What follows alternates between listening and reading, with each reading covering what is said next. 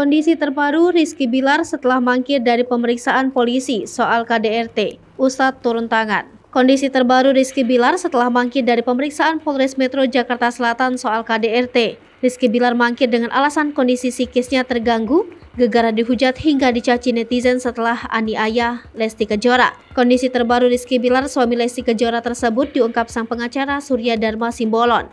Kini, Rizky Bilar harus menanggung risiko setelah beredarnya kabar perselingkuhan dan KDRT yang dilakukannya pada Lesti Kejora. Selama ini Rizky Bilar yang terkenal sebagai suami sayang istri di depan publik, namun nyatanya tega melukai Lesti Kejora.